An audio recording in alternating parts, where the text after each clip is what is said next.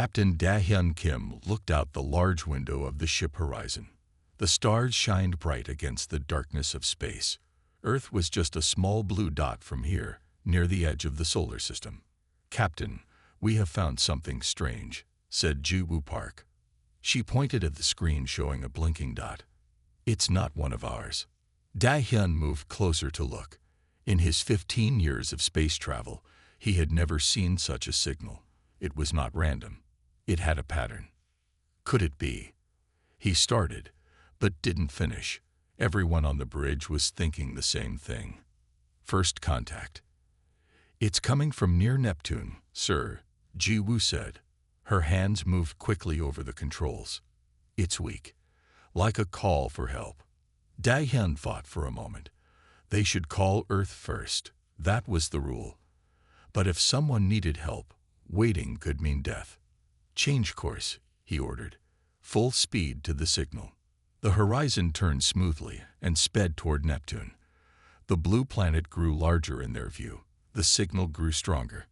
"I see something," said Sun Mi-kang, the ship's scientist. She zoomed in on a small object. It wasn't round like a moon or rock. It had a shape that looked made, not natural. The crew grew quiet. They were the first humans to see proof of alien life. "It's damaged," Sun Mi said. The object had large holes in its side. Parts of it were broken. "And it's small. Maybe a ship for 5 or 6 people." "Any signs of life?" asked Da-hyun. Ji-woo checked her screen. One weak life sign, different from human patterns. Da-hyun made his choice. "Bring it into the cargo bay." "Sun Mi, get your team ready." "Ji-woo, keep weapons ready just in case." The damaged ship was pulled inside the horizon. It was smaller than their own ship, with a strange curved shape. The metal was a deep purple color that seemed to change in the light. Sun Mi and her team went in first, wearing full protection suits. The air inside the alien ship was thin but breathable. They found the pilot room quickly. There, in a chair too tall for humans, was the alien. It was hurt but alive. Its skin was gray with blue marks. It had 4 arms and large eyes that looked like black pools. "We come in peace," Sun Mi said, showing empty hands. "We want to help." The alien's eyes blinked twice. It made a sound like water running over stones. Then it spoke in broken English. "Help. Grateful. Vexor," it said, touching its chest. The team brought Vexor to the medical room. Dr. Lee worked for hours to save the alien's life. No one knew if human medicine would work on an alien body, but they had to try. While they worked, Vexor watched them closely. When no one was looking, a small device in Vexor's hand lit up. It sent a message far into space. The message had Earth's location and one word in the Turax language. That word meant defenseless. 2 days later, Vexor could walk and talk better. The alien thanked the humans for their help. Vexor asked many questions about Earth, its people, and its weapons. Da-hyun felt proud.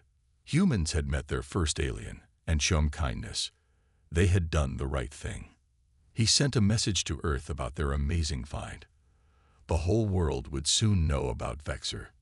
What he didn't know was that far away, a fleet of massive ships had received Vexor's message. They changed course. Their target, Earth. The Turax were coming. 6 months passed since the rescue of Vexor. Earth changed in that time. People now knew they were not alone in space.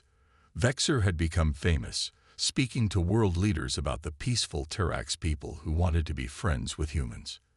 Then one day, the sky filled with lights. Huge ships, bigger than cities, appeared over every major city on Earth. People watched in fear and wonder as the ships hung in the air, silent and still. "They have come," said Vexor, smiling at the sight. "My people wish to meet yours." The first meeting was held in New York. Ambassador Hyun-woo Choi was chosen to speak for Earth. He was nervous but proud. This was the biggest moment in human history. The Turax leaders stepped off their ship. It was taller than Vexor, with skin that shined like metal in the sun. It wore a long robe with strange marks. "I am Supreme Commander Nexel," it said in perfect English. "We come in peace and friendship." The world watched as Hyunwoo shook hands with the alien. Cheers filled the streets.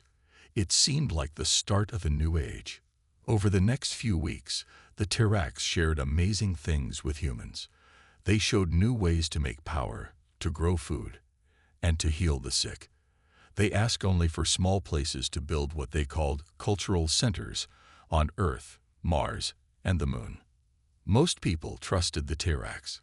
They seemed kind and wise. Their gifts helped many people. World leaders signed agreements with them, allowing them to build their centers. But not everyone was happy. Colonel Min Ho-yoon of the Earth Defense Force had doubts. Why do they need so many centers? He asked at a meeting.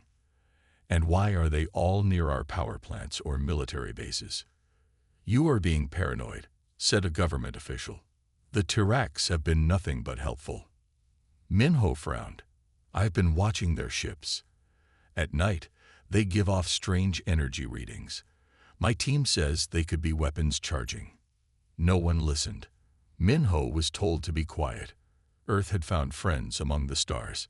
No one wanted to hear that these friends might be lying. One night, Min Ho drove to a hill outside the city. From there, he could see the Tirax ship and their cultural center being built. He used special glasses to see heat and energy. What he saw made his blood run cold. The center was not what it seemed. Under its friendly outside was something else. Something that looked very much like a giant gun aimed at the city. Min Ho took pictures and sent them to his friends in other countries. They saw the same things at their Tirax centers. Something was wrong. He rushed to the government building, pushing past guards. He had to warn them. In the main meeting room, he found Hyunwoo talking with Vexer. "Ambassador, we need to talk now," Min Ho said. "The Tirax are not what they seem." Vexer's face changed. For just a second, it looked cold and hard. Then the friendly smile returned. "What nonsense is this?" asked Hyunwoo. "Colonel, you are being rude to our guest." Min Ho put his pictures on the table. "Look at these. Their centers are weapons. They're getting ready to." A loud sound cut him off. Outside, the sky turned red. The Tirax ships were glowing now, no longer hiding their true nature. Vexer stood up, suddenly taller and more scary. "Too late, human. You were so easy to fool." Hyunwoo stepped back in shock. "But we welcomed you. We helped you." "Yes," said Vexer with a cold laugh. "That was your mistake."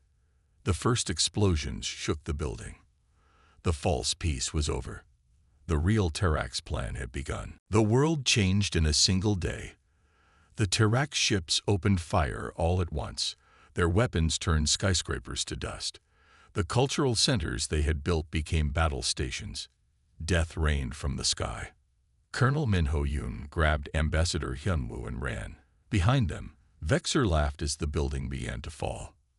"We have to get to the bunker," Min Ho shouted over the noise of explosions. "There's an underground path this way." They ran through shaking hallways. Other people joined them, faces white with fear. Outside, the city burned. "How could we be so blind?" Hyunwoo said, his voice breaking. "They tricked us all." Min Ho didn't answer. There was no time for blame now. They had to survive first. The small group reached a heavy metal door. Min Ho put his hand on a screen. The door opened to show a tunnel going deep underground. They hurried inside as the building above them finally collapsed. All over Earth, the same thing was happening. Cities fell. Millions died in the first hours. The Tirax were cold and exact in their attack. They hit military bases first, then power plants, then government buildings. The space stations and moon bases were next. The Tirax ships surrounded them and fired until nothing was left. Only a few ships escaped to Mars or deeper into space. In her command center on Mars, Admiral Yeon Ji-ryu watched the reports come in. Each one was worse than the last. Earth's defenses were gone. The fleet was destroyed. More than half of Earth's people were dead or missing.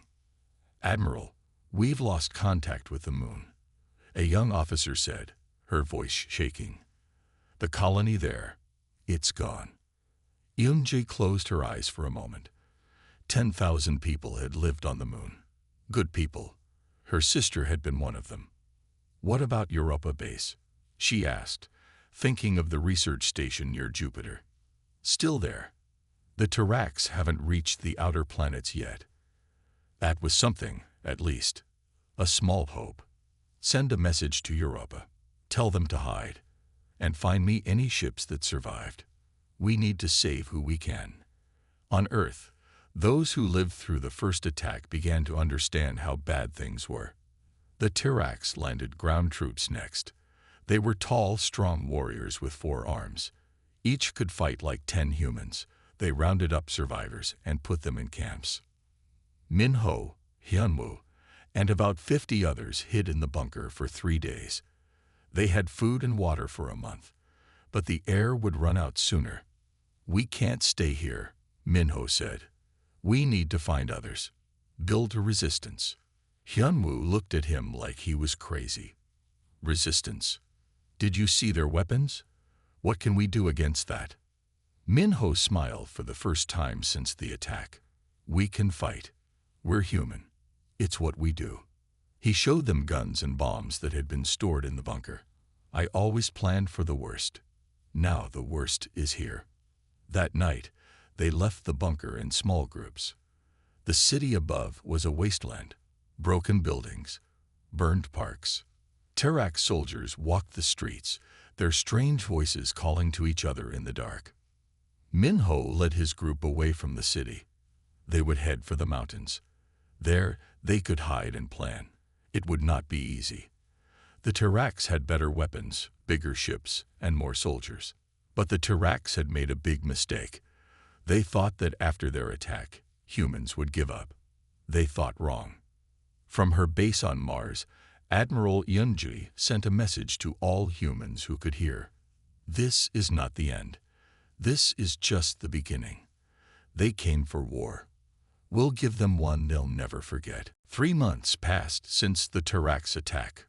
Earth was a different place now. The aliens ruled the cities. Humans who did not fight were kept in work camps. Those who fought were hunted. But humans were not easy to control. In the mountains outside the ruins of Seoul, Commander Ta Wan Lee built a base for fighters. Once, he had been a simple teacher. Now he led 200 men and women in the fight against the Terrax. "We hit their supply trucks here and here," Ta Wan said, pointing at a map. "Small attacks. Quick. Then we run before they can catch us." His fighters nodded. They had learned that fighting the Terrax directly was suicide. The aliens were too strong, too well armed, but they could be hurt in small ways. Far from Earth, in the asteroid belt, things were also changing. Engineer Hejun Baek had been working on a mining station when the attack came. The Terrax did not care much about the belt yet. It was too far away and had too few people. This gave Hejun time. In the dark of his workshop, he changed mining tools into weapons. Drills became guns. Rock cutters became bombs. Mining ships became fighters. The Terrax think size and power win wars. Hejun told his small crew. "Let's show them that being smart matters more." His crews began to hit Terrax scout ships. They would appear from behind asteroids, attack quickly, then hide again. The Terrax lost ship after ship, but could never find where the attacks came from. Back on Earth, in a hidden lab deep under the old city of Mumbai, Dr. Soo Jin-yoon worked day and night. Before the war, she had been one of Earth's top AI experts. Now she used that knowledge to fight. "I found a pattern in their communications," she told her team. "The Terrax use a system like a beehive. All orders come from the top. If we can listen in, we can know what they will do before they do it." Her team built small devices that could catch Terrax signals. They gave these to resistance groups all over Earth. Now humans could avoid Tirax attacks before they happened. These small victories gave hope, but the war was far from over. One day, as To-1's group returned from a raid, they found a young woman waiting at their base. She was thin and dirty from weeks of hiding in the wild. "My name is Ji-Woo Park," she said. "I was on the horizon with Captain Kim when we found Vexor." The room went quiet. Everyone knew that story. It was how the Tirax found Earth. "Is the captain alive?" Ta-1 asked. Ji-Woo nodded. "We've been hiding our ship. The Tirax never found us. But now we have a plan. We need your help." She told them how Captain Da-hyun Kim had been watching the Tirax, learning their ways. He had discovered something important. "The Tirax have done this before," Ji-Woo explained. "They find a planet, pretend to be friendly, then attack. They've destroyed at least 5 other worlds that we know of." "So we had no chance," someone said sadly. "No." Ji-Woo looked up, her eyes bright with anger. "That's the thing. The other worlds fell quickly. None fought back for long. The Tirax expected the same from us. Taiwan understood, but we're still fighting." "Yes, and it's making them nervous. They don't know how to handle a long war. Their whole system is built for quick wins." Far away, on Mars, Admiral Yoon Ji-ryu got the same news. She had built a small fleet of ships saved from the first attack. She had been planning a big attack of her own.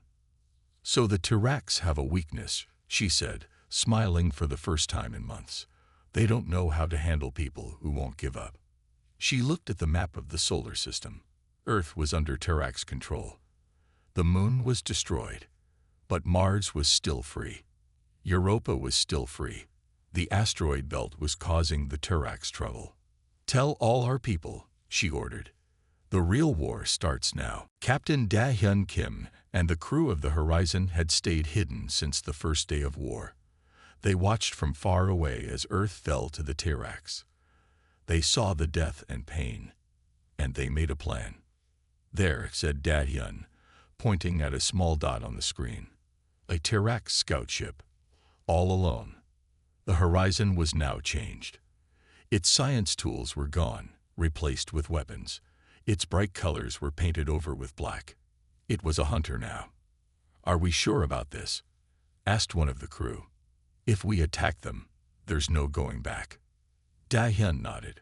"We need to know more about them. How they think. How they fight. We can't beat them if we don't understand them." The Horizon moved silently through space. The Tirax ship did not see them coming. One quick attack, and the small alien ship was dead in space. "Perfect," said Da-hyun. "Now let's see what's inside." They found 3 Tirax on the ship. 2 were dead in the attack. 1 was hurt but alive. They took it onto the Horizon. Dr. Sun-Mi Kang, who had once helped Vexor, now studied this new Tirax. But this time, she was not trying to save it. She was trying to learn its secrets. "Amazing," she said after days of tests. "The Tirax aren't like us at all. They don't think for themselves. They get all their thoughts from their leaders." "Like robots?" asked Da-hyun. "No, they're alive. But they're more like bees in a hive. They follow orders without question. They can't think of new ideas on their own." This was important news. It meant the Tirax were strong when things went as planned. But they might be weak when surprised. The prisoner Tirax was kept in a locked room. It refused to speak at first, but Sun-Mi was patient. After weeks, it began to talk. "Why do you attack other worlds?" Sun-Mi asked one day. The Tirax looked at her with its big black eyes. "It is our right. We are perfect. All others are less. They must serve or die. But why pretend to be friendly first? Why not just attack? It is more clean. Less damage to the world we want. When others trust us, they let us in. They show us where to strike first." Sun-Mi felt sick hearing this. The Tirax had no guilt about what they did. They saw it as normal. "Right, even. Have others fought back before?" she asked. The Terrax made a sound like laughing. None fight for long. All fall quickly. But we haven't fallen, Sunmai said. For the first time, the Terrax looked unsure. Humans fight strangely. Not in big groups where we can kill many at once. You hide. You run. You strike from shadows. Sunmai smiled. We call it guerrilla warfare. It's very old for us. She had one more question. Where is your home world? The Terrax would not answer this, but they found the answer anyway. The ship had maps of Terrax space. Their home was far away, but not too far for a fast ship to reach. Da-hyun sent all they learned to Admiral Yunji on Mars. She shared it with resistance fighters on Earth, in the asteroid belt, and on Europa. For the first time, humans really understood their enemy. The Terrax were not all-powerful. They had weaknesses. They didn't understand how humans thought or fought. They expected quick wins, not long wars. So what do we do with this? Jiwoo asked Da-hyun after they sent the news. Da-hyun looked at the stars. Somewhere out there was the Terrax homeworld, a place they thought was safe. We do what humans have always done, he said. We adapt. We plan. And then we hit them where it hurts most. 1 year had passed since the Terrax attack. The aliens still held Earth, but they no longer felt safe there. Every day, humans hit their bases, stole their supplies, and killed their soldiers. The could not understand why the humans would not give up. Admiral Yoonji-ryu sat in her war room on Mars. Around her were the leaders of the human resistance. Some were there in person. Others appeared as fuzzy images sent from far away. Today we start Operation Scattered Thunder, she said. If it works, we change this war forever. The plan was simple but dangerous. The Terrax needed to talk to each other to fight well. If humans could cut that talk, the Terrax would be lost and confused. Each team has a target, Yunji said. You must hit all targets at the same time. If even one stays working, the plan fails. Taiwan Lee, now a famous resistance fighter on Earth, would lead the most dangerous part. His team had to attack the main Terrax tower in what was once New York City. We're ready, he told Eunji. My people have been watching the tower for months. We know how to get in. Hajun Baek, the engineer from the asteroid belt, had built special bombs for the mission. These will fry their systems but not kill everyone nearby, he explained. We're not them. We don't kill just to kill. As the meeting ended, Yunji looked at the tired faces around her. This is our chance, she said. Make it count. The next day, Operation Scattered Thunder began. All across Earth, on the moons of Jupiter, and even on small stations near Saturn, humans attacked Terrax communication towers. On Earth, Taiwan led his team through dark tunnels under New York. Above them, Terrax walked the streets, not knowing death was coming from below. Here, Taiwan said, stopping at a metal door. Their main power lines are through here. His team placed Hajun's bombs along the thick cables. They set the timers and ran. They had 10 minutes to get far away. All across the solar system, other teams did the same. As the clocks hit 0, hundreds of bombs went off at once. The effect was instant. Terrax ships stopped in space. Terrax soldiers stood still, waiting for orders that did not come. For the first time since the war began, the aliens were silent. It worked, shouted a young soldier in Yunji's command room. The screen showed Terrax bases in chaos. Now for Phase 2, Yunji said. All ships attack. All ground forces move. Hit them while they're blind. It was the biggest human attack of the war. Ships that had been hiding for a year came out to fight. People who had been quiet neighbors yesterday picked up guns today. The Terrax tried to fight back, but without orders from their leaders, they were slow and confused. Humans took back city after city, moonbase after moonbase. In what was once Chicago, Taiwan found something that changed the war even more. His team took control of a Terrax research building. Inside were rows of clear tubes. In each tube was a human, asleep or dead, with wires in their heads. "What is this place?" asked one of Taiwan's soldiers. An old man in a white coat stepped out from behind a desk. "I can tell you," he said. "I'm Dr. Park. They forced me to work here." The doctor explained that the Terraks were studying humans to learn why they fought so hard. They could not understand human thinking. "They're afraid of you," Dr. Park said. "All their other wars were easy. You're the first to really fight back." In another room, they found computers full of Terrak's secrets, maps of their space, names of their worlds, plans for what they would do after Earth was beaten. "They have 32 worlds," Taiwan said as he looked at the maps, "all taken the same way they took Earth." He sent the maps to Admiral Ng right away. For the first time, humans knew the size of the Terrak's empire, and they knew where to find the Terrak's leaders. As Operation Scattered Thunder ended, humans had taken back 1/3 of Earth. It was not victory, but it was hope. The Terraks were not all-powerful. They could be beaten. "What now?" asked Ji-woo Park, standing next to Captain Da-hyun Kim as they watched the battle from their ship. "Now," said Da-hyun, "we take the fight to them." As the war entered its second year, humans began to turn Terrak's technology against them. Across the free parts of Earth, on Mars, and in the asteroid belt, humans worked day and night. In his workshop on Ceres, the largest rock in the asteroid belt, engineer Hejun Baek stood back and looked at his work. Before him sat a new kind of ship. It had the body of a human mining vessel, but inside were Terrak's engines and weapons. "She's ready," Hejun told his team. "Faster than anything the Terraks have, and with some surprises they won't expect." The ship, named Shadow, was the first of many. Hejun had found that Terrak's technology was powerful but simple. The aliens never changed their designs. They never tried new things. Humans did both all the time. Soon, 50 hybrid ships were ready. They were smaller than Terrak's ships but much quicker.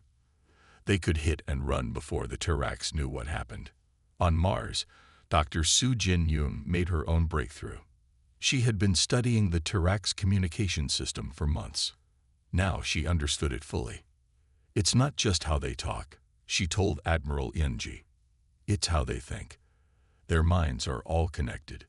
If we can get into that system, we can confuse them, maybe even control them."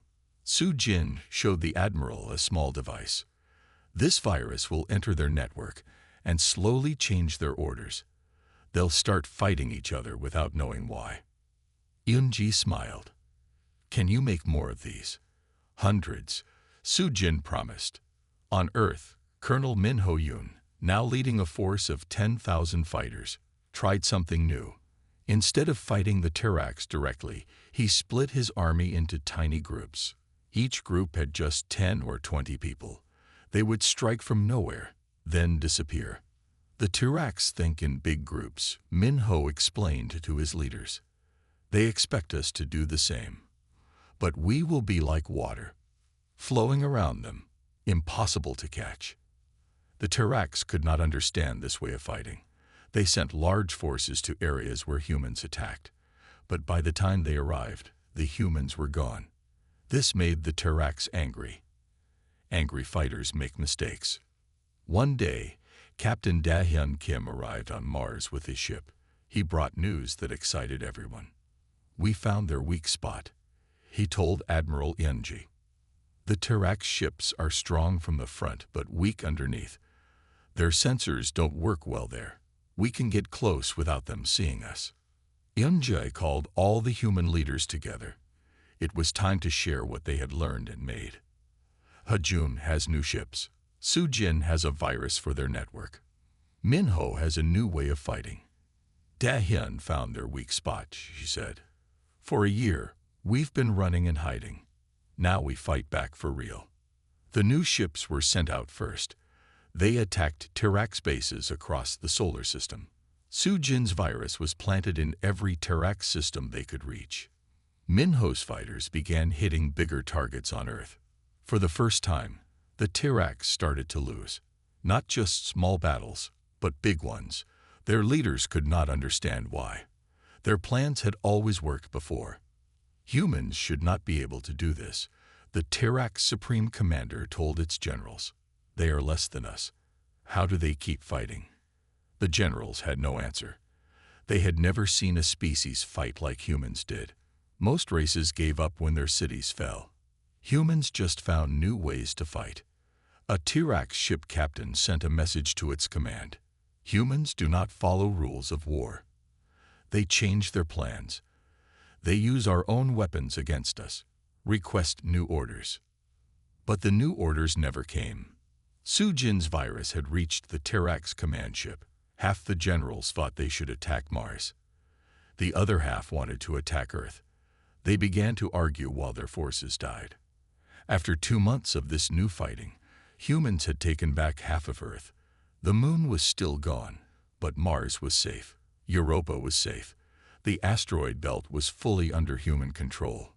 We're winning, Da-hyun told his crew one night. But the Tirax still have more ships, more weapons, and more soldiers than us. What do we do next? Asked Jiwoo. Da-hyun looked at the map of Tirax space that they had found. Their 32 worlds.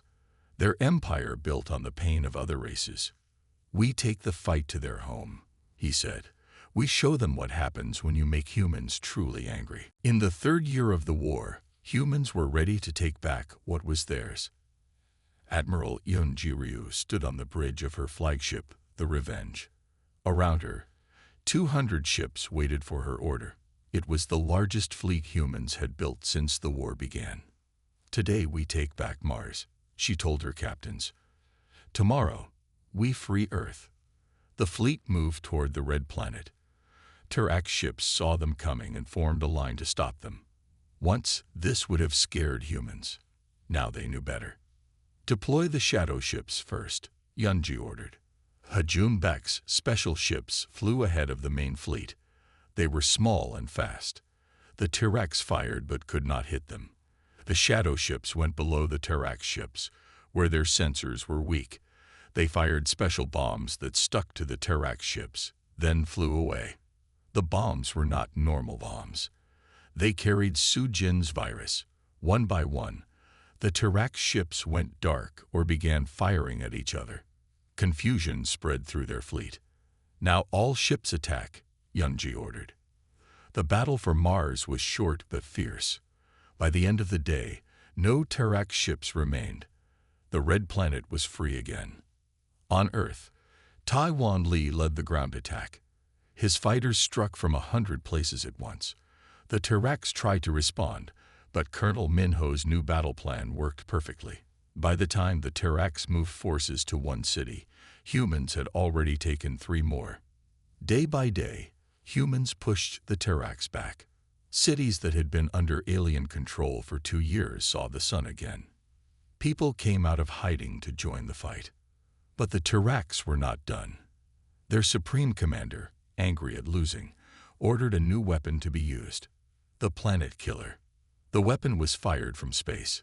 It hit Europa, the moon of Jupiter where many humans had been hiding. The entire moon exploded. Thousands of people died in an instant.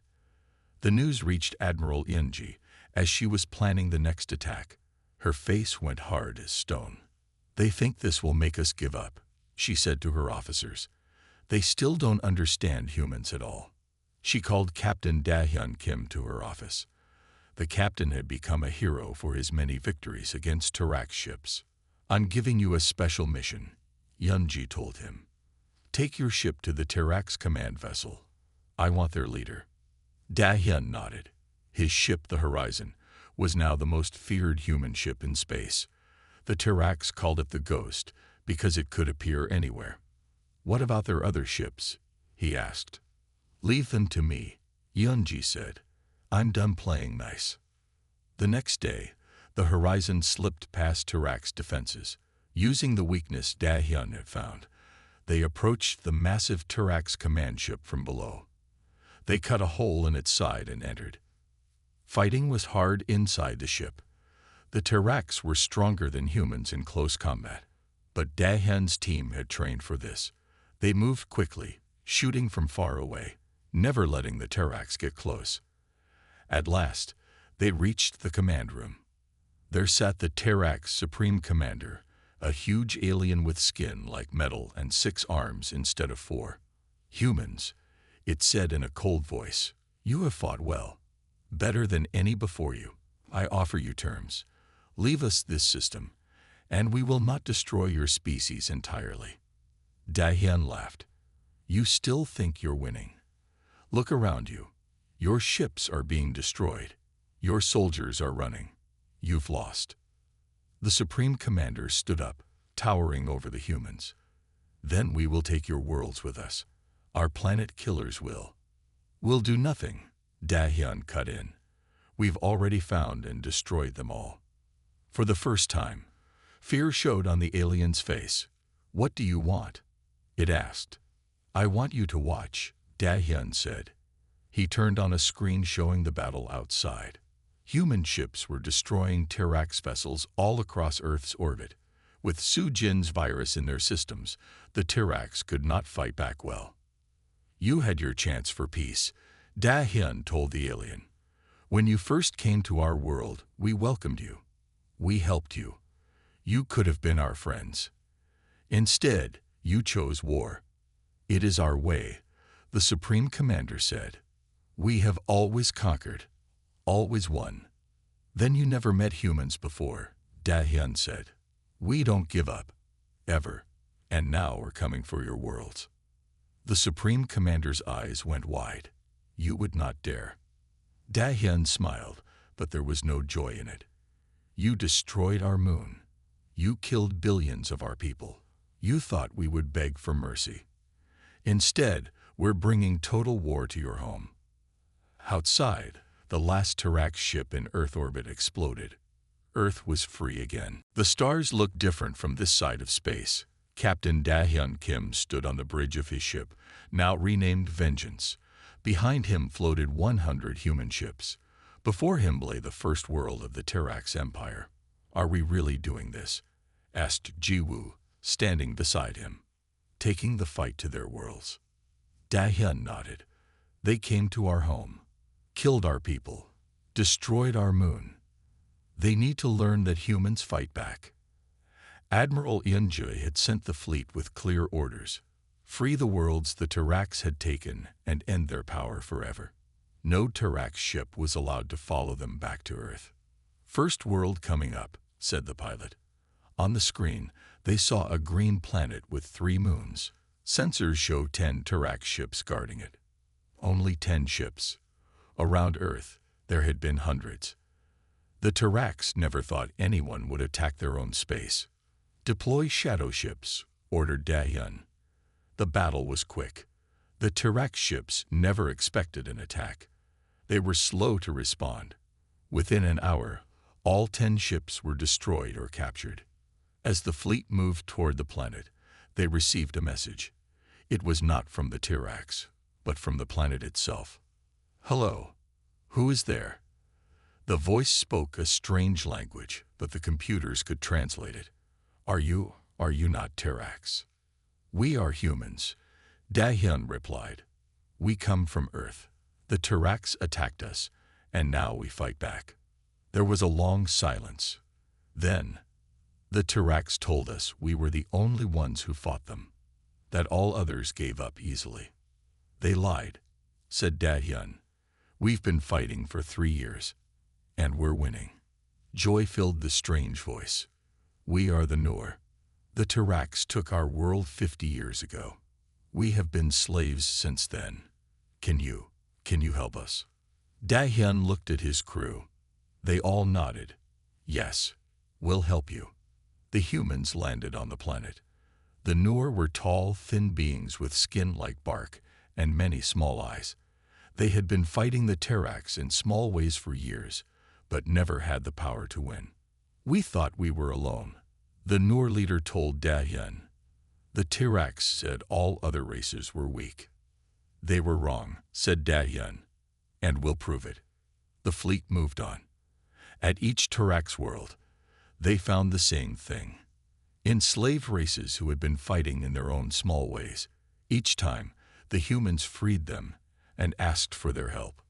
One by one, Tirax worlds fell. Some fought hard. Others gave up quickly when they saw humans coming. The Tirax had never lost before. They did not know how to handle it. Messages from the Tirax leaders began to reach the fleet.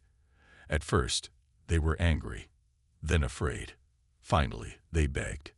"Please stop," one message said. "We will leave your world alone. We will give you 10 other worlds. Just stop attacking us." Admiral Ianji's reply was sent to all Tirax worlds.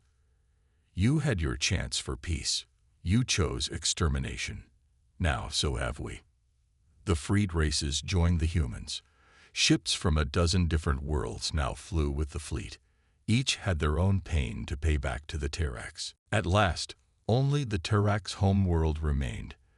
It was a huge planet with rings like Saturn. Thousands of ships guarded it.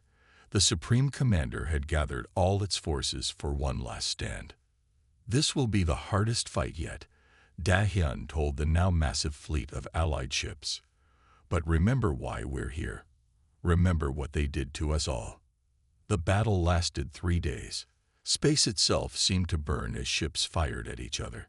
Both sides lost many ships, but the Tirax were fighting alone. Humans had brought friends. On the 3rd day, the last Tirax ships fell. The way to the planet was open. Dahyun led the landing party himself. In a tall tower in the middle of a vast city, they found what remained of the Tirax leadership. The aliens looked smaller somehow, their metal skin less bright. "We surrender," said one. "We beg for mercy." Dahyun thought of Earth, of the billions dead, of the moon that was gone forever, of all the other worlds where people had suffered under Tirax rule. "Mercy," he said quietly, "like the mercy you showed us." The Tirax leaders looked at each other in fear. But Dahyun surprised them. "You will face justice, not revenge. All the races you hurt will decide what happens to you. That is the human way." In the years that followed, the Tirax Empire was broken apart. Each world became free again. The Tirax themselves were kept on their home world, never again allowed to build ships or weapons. Humans became known across the stars not as conquerors, but as liberators. The races they had freed formed a new alliance with Earth at its center. 5 years after the war ended, Dahyun stood on the deck of a new ship, the New Horizon.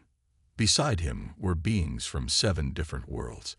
They were about to meet a newly discovered race. "Remember," he told them all, "we offer peace first, always. But we never forget the lesson of the Tirax." The new race welcomed them with open arms, having heard the story of how humans had freed the stars from the Tirax. That night, as Dahyun looked at the stars again, Jiwoo joined him. "Do you think the Tirax learned their lesson?" she asked. Dahyun nodded. "They learned what everyone now knows. Humans will give friendship to those who want it, but push us too far. And we bring total war," Jiwoo finished. The stars seemed brighter somehow, now that they were free.